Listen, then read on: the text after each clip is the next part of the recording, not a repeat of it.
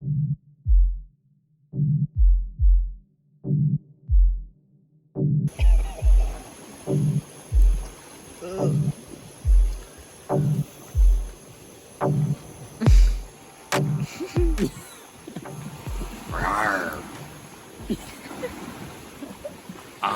am the Fire Master. Burn, baby, burn.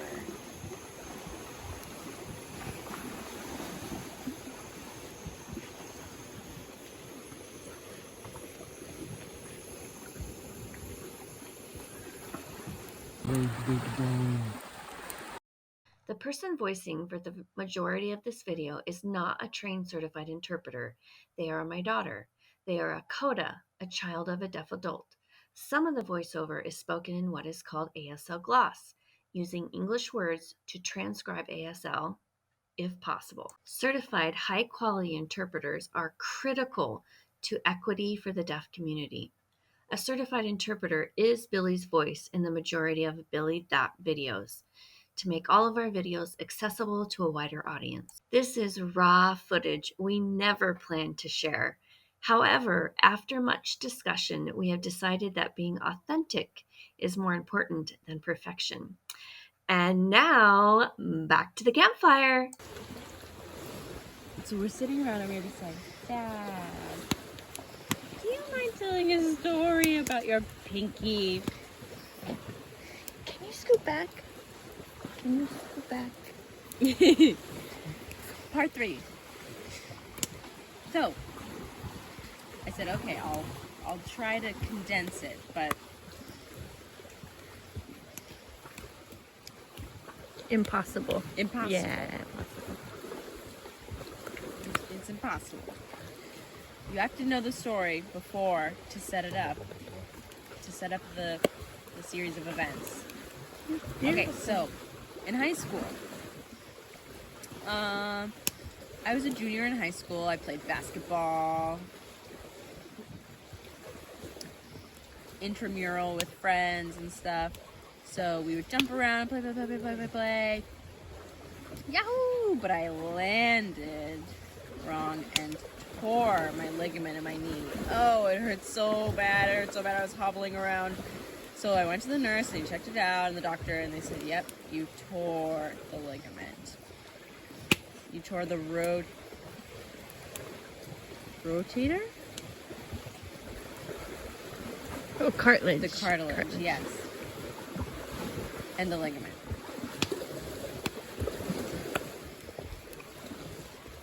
So, but my doctor said, I think positive. Try, we'll see with a cast and see if it'll heal enough, and we'll see.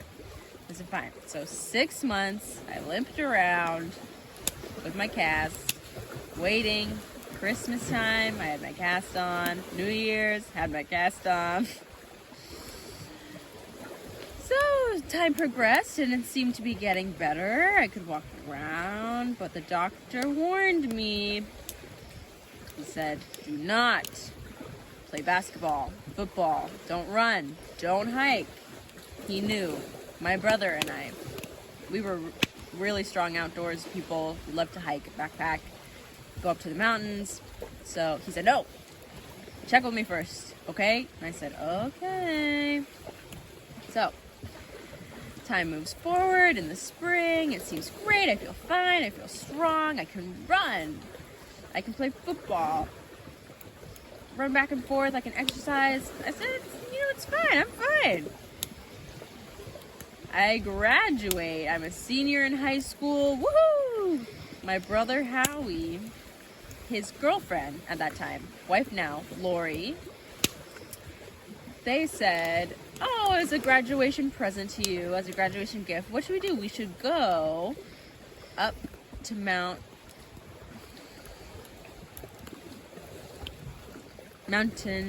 Just to the mountain. Yes. Go up to the mountain.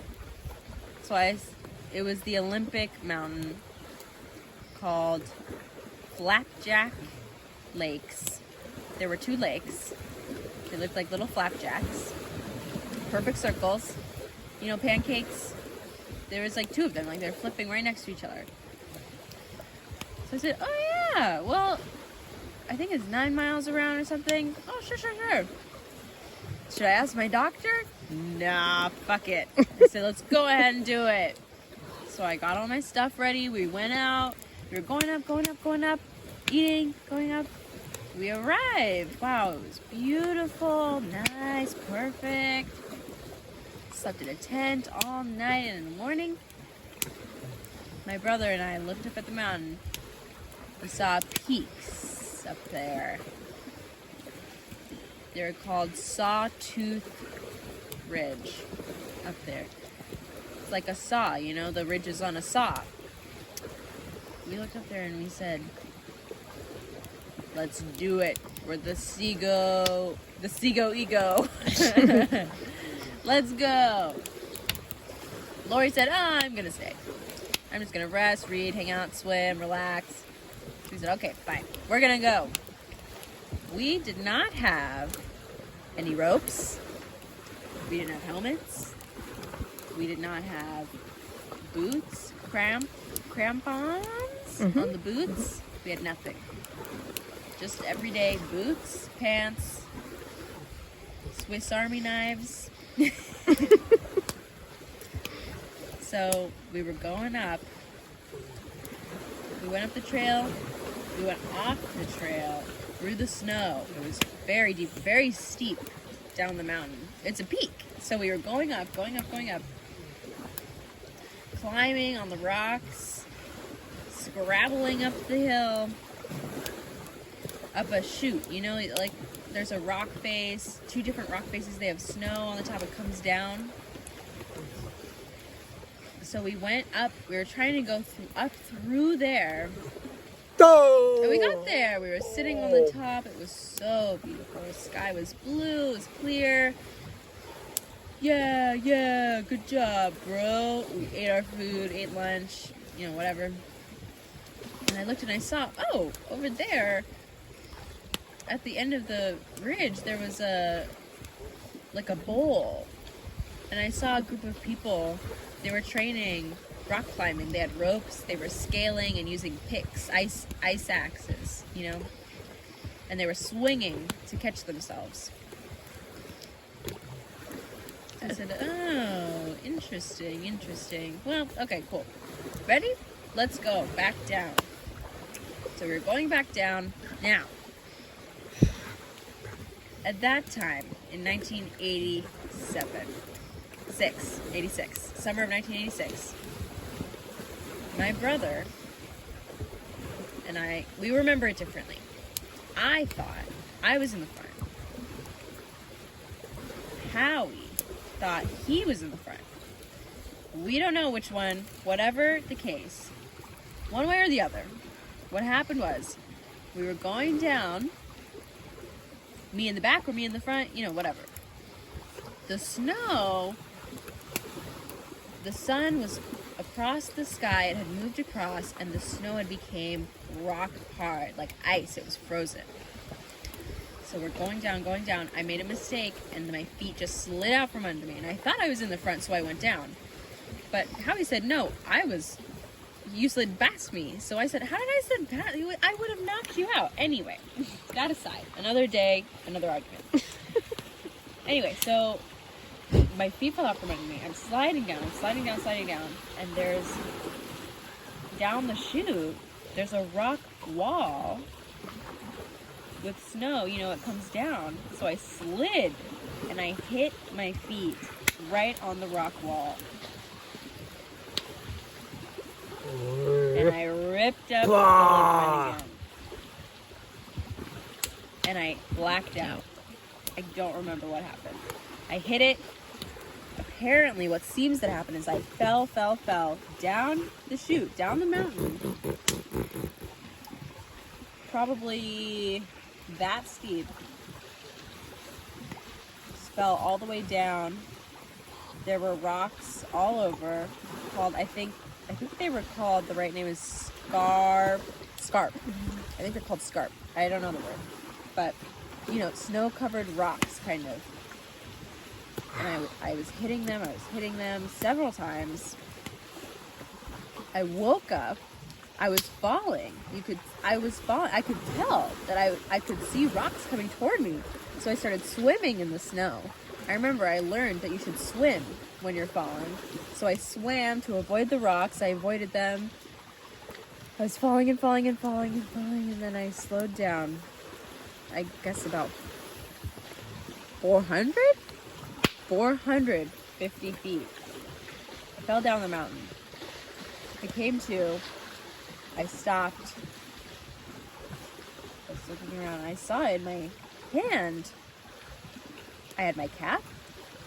I had a white baseball cap. Beersboy cap? It's like an English type of cap, kind of.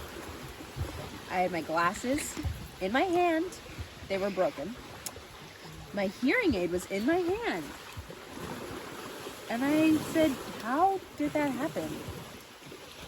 So I took it out. I was looking at everything. I put on my hat, my glasses. I put them on. Oh, one of the lenses was gone. So I couldn't see anything. And I saw blood on the snow. And I saw, oh, my pinky had broken. Oh, I saw it. I could see the bone. It cut through everything to the bone. Obviously, I had fell on a rock or something, and it cut it. So I can't move my pinky. I can't move my pinky. I kept trying, and shit.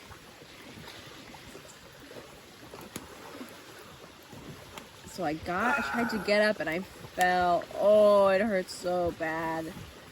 Shit. Tore it again. Fuck. Well, I tried to put on my glasses. Tried to see. I thought I saw Howie. Way up there. I waved and waved. I think he saw me. He was so far away. Okay, I think he knows I'm here. Okay, fine. So, whatever. He'll come get me. What am I gonna do? I thought, oh, that group of people who were working, training, scaling the rock. I thought maybe they would come. It was the afternoon, so I went ahead. Help!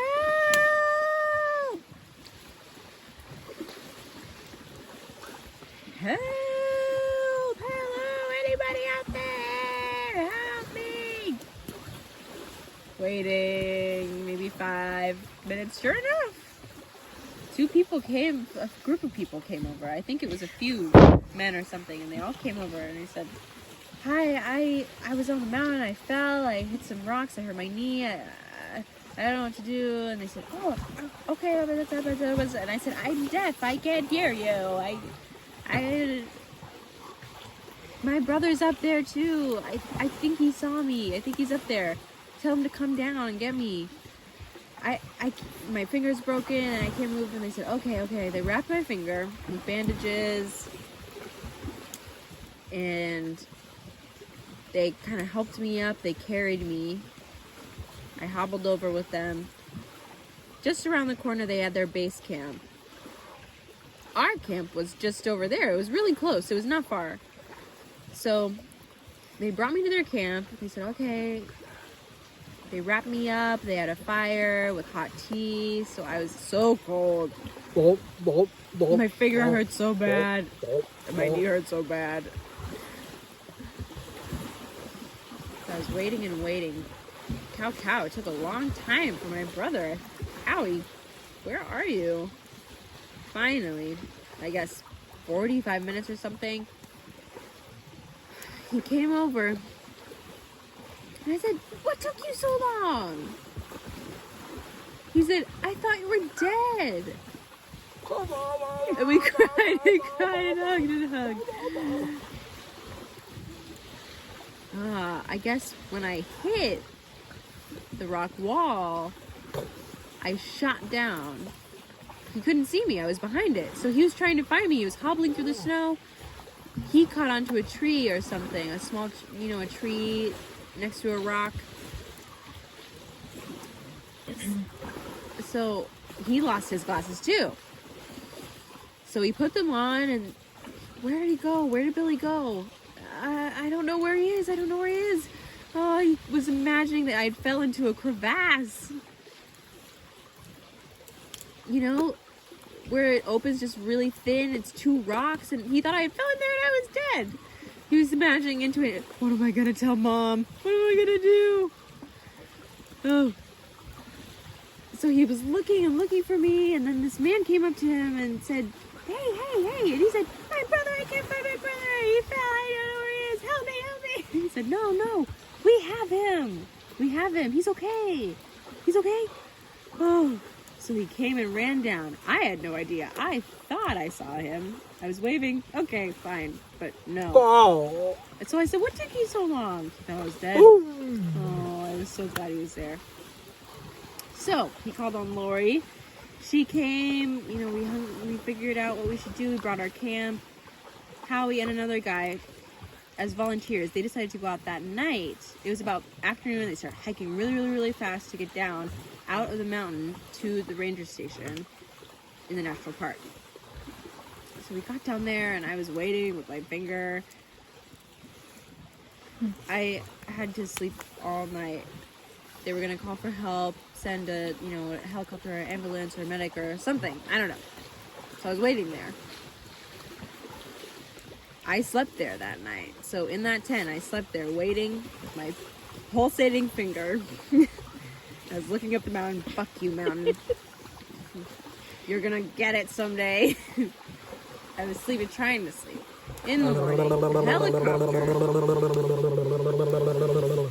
came down just over the hill, and they walked out, the medic, EMTs, and they came and wrapped up my finger, and I lay it on a stretcher.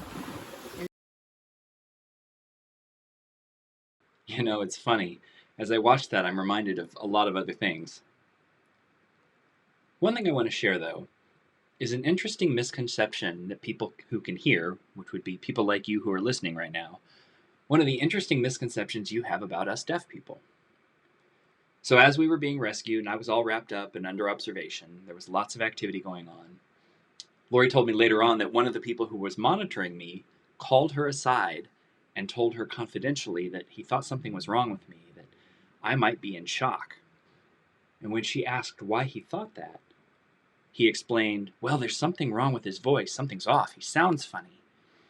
And Lori had to explain that I wasn't in shock. I was deaf, and that's just how my voice sounded.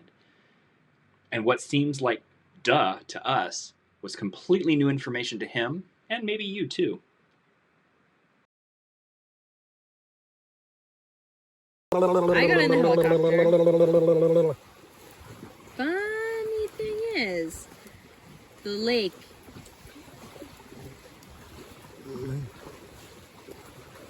Cushman. It's in the Olympic National Park. It's a famous lake. It's beautiful.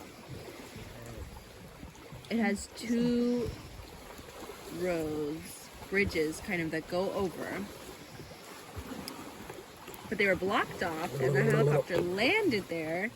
They said, why are we landing? Oh, we have to trade you to a regular stretcher. We can't use the Army anymore. You have to give it back to the Army and use a different stretcher. So I got in that. We landed. Funny thing is, in the helicopter, I was so excited to be in the helicopter. I thought it was so cool.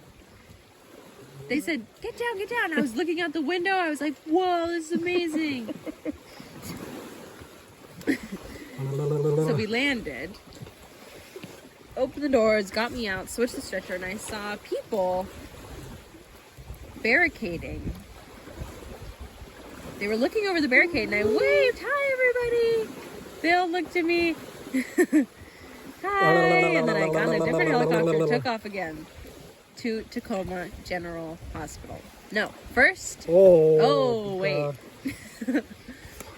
So, I arrived at St. Joseph Hospital. There was one hospital that had the helicopter landing pad on the top, on the roof. So they landed there. I just remembered I have another story I want to tell you. It's a little bit off topic, but it's still relevant. So, You know I've talked about my two older brothers. There's Howie, who you know about because he's part of this story, and then there's our oldest brother, David. Now, David has an interesting ASL sign name, and I'll tell you more about that and about him in another video. Anyway, when all of this stuff on the mountain happened, David was working for the Tacoma News Tribune. If I remember right, he was either a reporter or possibly on the editorial staff. Editorial writer or something. I'm not sure exactly.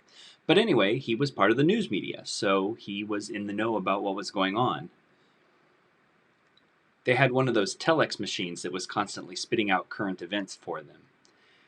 So anyway, one time he happened to look at the telex and read this report about these two guys who had gone mountain climbing with none of the usual equipment, no helmets, ropes, cleats, nothing. And they had had an accident. One of them had to be airlifted to the hospital. And as he read this, he thought, ugh, what a couple of idiots. Only to discover that those two idiots were none other than his own two brothers. Probably shouldn't let that get out in the newsroom. And I went down. They brought me. They said, "What's your hospital?" I said, "Tacoma General." So, okay. The doctor, what was it? Ozolin.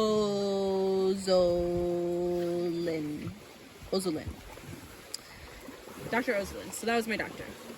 He told me before, they got him again and they told him what I had done. So, arrived, got in the medic van, drove to Tacoma General. Funny thing is, interesting thing. I was in the van. There was a man taking notes about me, asking me questions. I said, I'm deaf. And he said, "Billy?" I said, "Yeah." He said, "I'm John." It was my former oral teacher. He was very strict about my speech. Don't sign, don't do this. That time I went to school, I lived with her grandmother and grandfather. Well, her parents. John, his grandparents.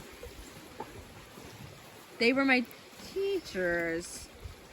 They set up the oral program in Tacoma. Very strict, very against signing. John, I played with him. Me and Howie, the three of us, we all played together. There was a family, they lived in Longview at that time. It was 6 hours away, maybe. So I was the only one in the oral school for the deaf. So I took a train to Tacoma every week, sometimes every other week. We would come and we would play with the one sister. She owned the house. She was very old and very sweet. Her name was Robin. Time. So John, you said, it up. "Oh, shit. You know me. Don't talk about me. Hi, John. Nice to see you. Get to the hospital." We go in. We're sitting there. The door's open. Who comes in?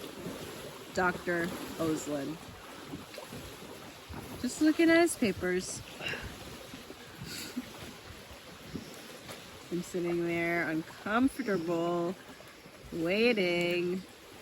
He's so quiet. He didn't say anything.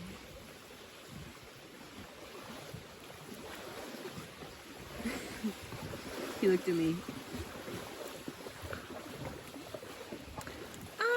What did I tell you? What did I tell you the last time you were here? Should you go hiking? No. Ask me first.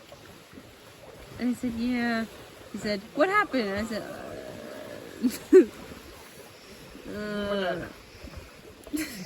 So, what happened was, they stitched up my finger. It was no good because it was infected, so, it couldn't heal. So to this day, that's my finger. I'm stuck for life. And then I had surgery on my knee. Back then, the technology was not the same. So they had to stretch the tendons and replace it and stitch it back together. The cartilage was shit. So far, I'm 63. It seems good. I'm hard-headed. It's okay. So that's the story of what happened to my pinky. Hello! Oh, by the way, this is my daughter, Ruby. I'm saying Ruby. That's who's voicing. You're listening to their lovely voice as I sign. For those who are sign impaired. Okay. So, we're here we are today. We just finally got back. We hiked about 12 miles, depending on whose app we follow. The point is about 11 miles. Okay? I'm drinking my beer, Bodhisattva IPA. Whew. Why? Well, we all hiked. We walked all the way out, up and down. Oh, beautiful. In the rain. All the way out 5+ miles to the end of Baker Lake. Over there.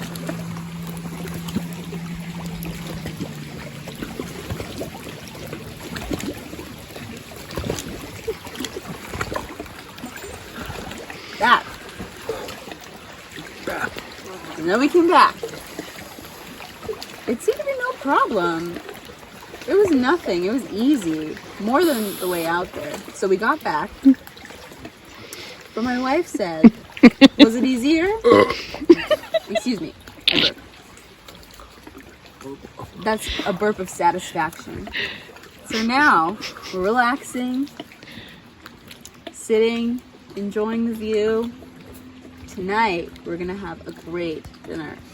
It'll be beef stew with mashed potatoes, brown gravy, and we'll eat it all up.